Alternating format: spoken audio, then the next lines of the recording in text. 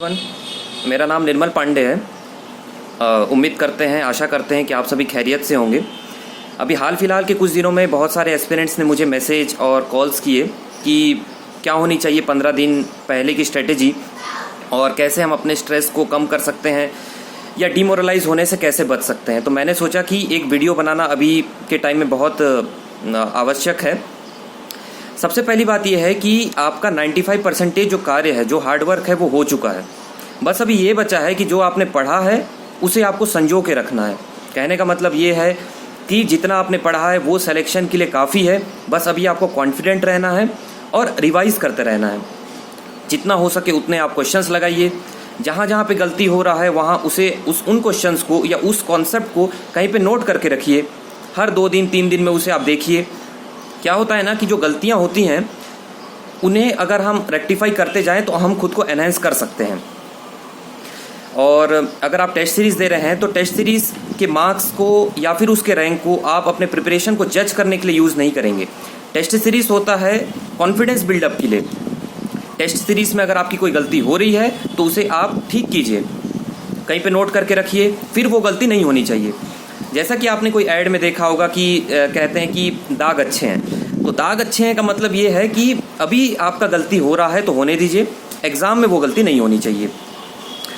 दूसरा चीज़, अगर exam pass आ रहा है तो मान के चलिए कि 26 तारीख को आपका एग्ज़ाम है, आज से एग्जैक्ट 15 दिनों बाद। तो लास्ट के 2 दिनों में आप कोई टेस्ट अवॉइड कीजिएगा, क्योंकि उसके मार्क्स या उसके रैंक हो सकता है कि आपको माइंड को प्रभावित करें। ठीक है। और मेरी एक और सुझाव है कि आपको पता है कि नॉन टेक्निकल एग्ज़ाम जो है वो 10 से 12:30 बजे है और टेक्निकल एग्ज़ाम जो है वो 12:30 वो 2 से 4:30 बजे है, राइट। तो जो टेक्निकल एग्ज़ाम है, जो टाइमिंग है 10 से 12:30 का, उस टाइम में आप अभी 15 दिनों में भी नॉन टेक्निकल के ही क्वेश्चंस लगाइए और जो आपका 2 से 4:30 बजे का टाइम है उसमें आप टेक्निकल के ही क्वेश्चंस लगाइए। इससे क्या होगा कि आपका माइंड जो है वो एकस्टम्ड हो जाएगा चीज़ों को लेकर। क्या होता है, हमारी माइंड को भी ट्रेन करना होता है कि आज से 15 दिनों बाद जो एग्ज़ाम है उसमें वो मतलब एकस्टम्ड हो जाए, मतलब उसको पता रहे कि 15 दिनों बाद भी यही होना है। अगर आप ये करेंगे कि अचानक से उसको बोलेंगे कि 26 तारीख को आपको ये करना है, तो उस समय वो घबरा जाएगा। ये मेरी एडवाइस है, आप मान सकते हैं कि 10 से 12:30 को आप नॉन टेक्निकल के एग्ज़ाम्स लगातार बैठिए, वो 2.5 घंटे। उसके बाद आप फिर से जो है 1.5 घंटे का ब्रेक लीजिए और 2 से 4:30 टेक्निकल के क्वेश्चंस लगाइए। लगातार जब ये चीज़ आप करेंगे तो देखिएगा कि आपका माइंड जो है वो फॉर्मुलेट हो जाएगा कि 26 तारीख को उसे यही चीज़ करनी है। दूसरी बात यह है कि जो प्रीवियस ईयर क्वेश्चंस होते हैं वो बहुत इंपॉर्टेंट होते हैं, चाहे वो नॉन टेक्निकल के हों या टेक्निकल पार्ट के हों।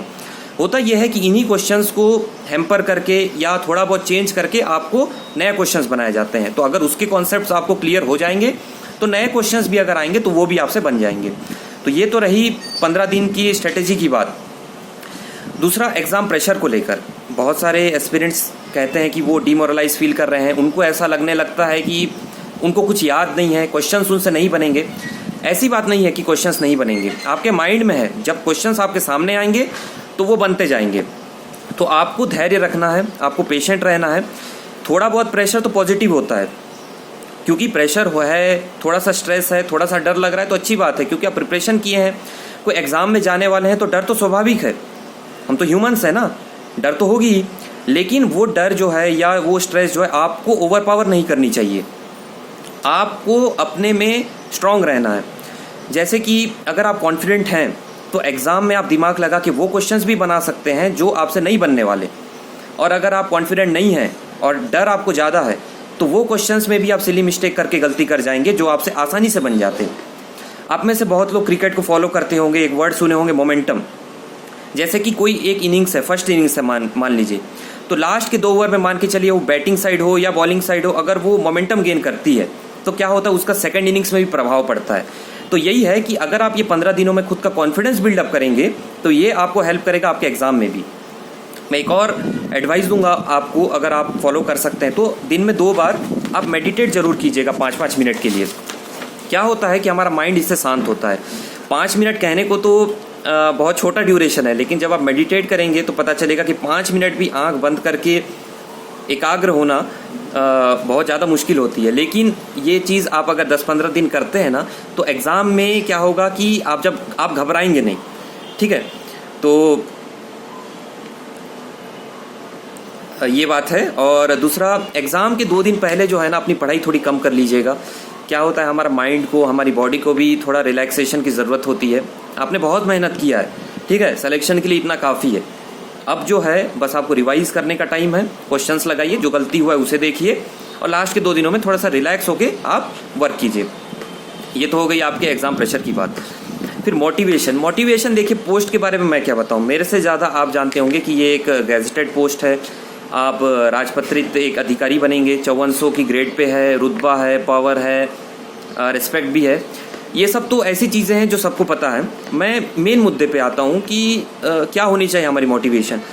सबसे बड़ी मोटिवेशन होनी चाहिए माँ बाप। आपका सिलेक्शन कितने लोगों को प्रभावित कर सकता है, आपके समाज को, अपने लोगों को। आपके माँ बाप कितने खुश होंगे, कितने प्राउड फील करेंगे। एक बाप के लिए इससे बड़ी बात क्या होगी कि उनको उनके बेटे के नाम से जाना जाएगा, कितने गौरवान्वित वो महसूस करेंगे, है ना। और ये इस कंपटीशन भरी दुनिया से जो है आपको आज़ादी मिलेगी, सुकून की नींद आप सोएंगे।